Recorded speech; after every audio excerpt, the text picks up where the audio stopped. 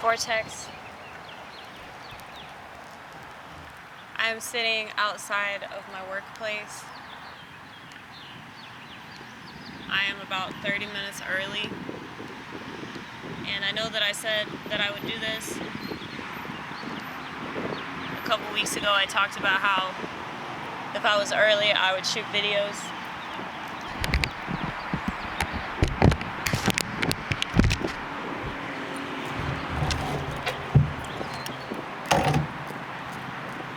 This friend of mine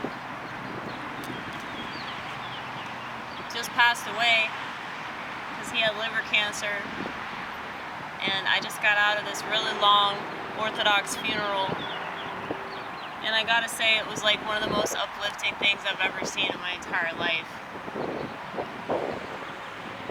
And not just because of the funeral itself, but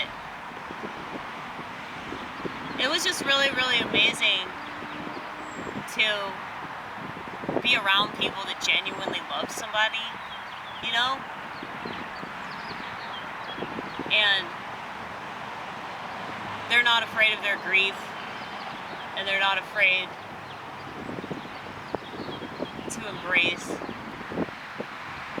things that are difficult to embrace. And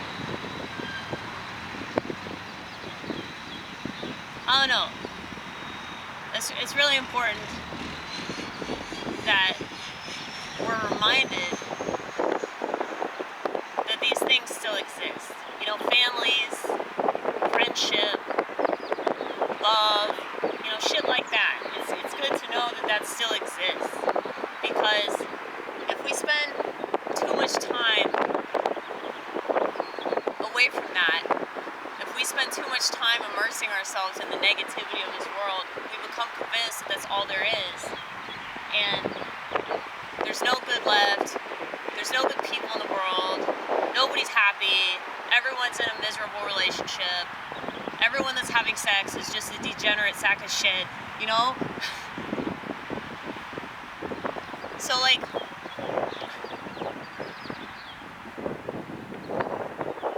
I'm just really, really grateful for the fact that, you know, I have worked on my relationship with my parents. I've worked to patch things up. And the best friend of the dude that died recently, you know, they were friends for like 42 years, and he was saying that the whole reason why he moved back to his hometown was so he could better his relationship with his parents. And he was like, if you don't do that, you're breaking the 5th commandment. And you know, when I started doing stand-up comedy, I didn't anticipate that I was going to patch things up with my parents. Definitely not my dad. But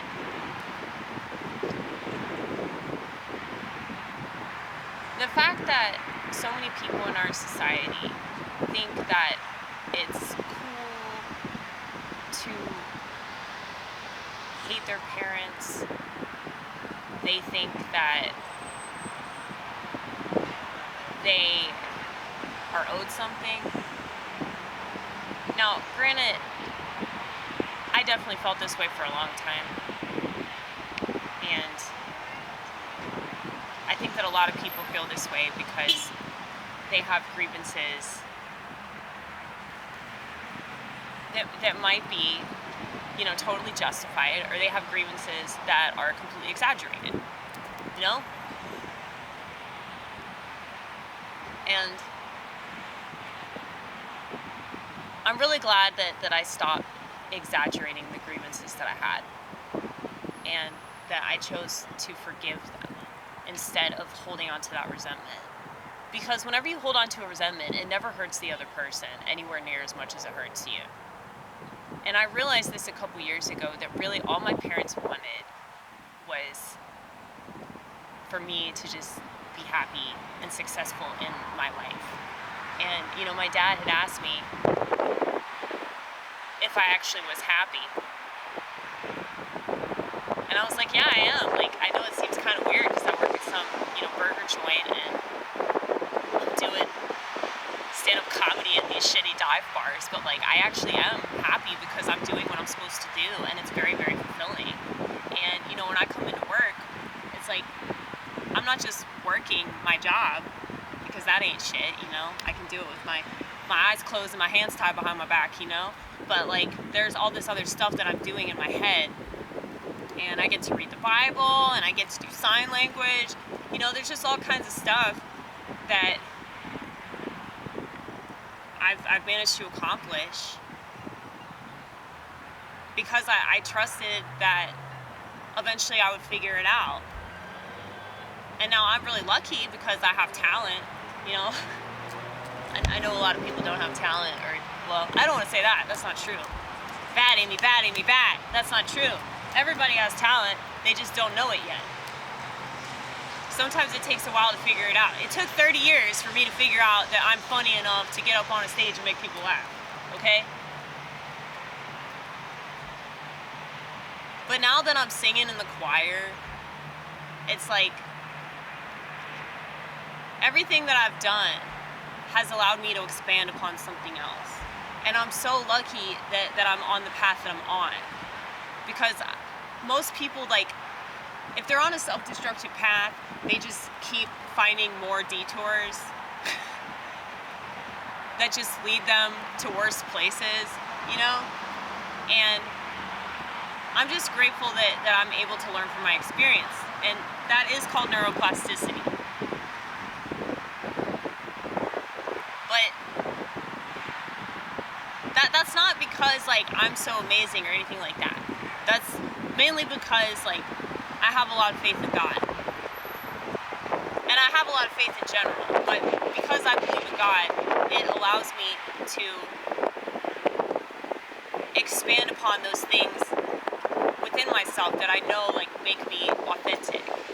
And a lot of that stuff people run away from because they're scared to be authentic. They're scared to be different. They're scared to be mocked and misunderstood by their peers. But, you know, I had to get used to that reality a long time ago, because it's actually way worse to try to fit in with the rest of society. And comedy helped me to understand that it was fine that I didn't fit in with society. And it was fine that I wasn't going to have this normal life and, you know, with the husband and the children and all that. And it's very weird, you know, especially being Orthodox, because, like, I'm surrounded with all these women and their kids and everything. And, you know, I am a little bit jealous of that, but I know that, like, that's not for me. And so it's like such a weird thing, like, for other people to even, like, suggest to me, like, oh, when are you gonna settle down, or when are you gonna find a man, or something like that. It's like, well, you clearly don't know who you're talking to, you know? But that doesn't mean that I'm not gonna doubt that. That doesn't mean that I'm not gonna, like, question myself. And honestly, I think it's really weird if people don't question themselves. If people just have the utmost confidence in everything that they say and do, those people definitely can't be trusted, okay?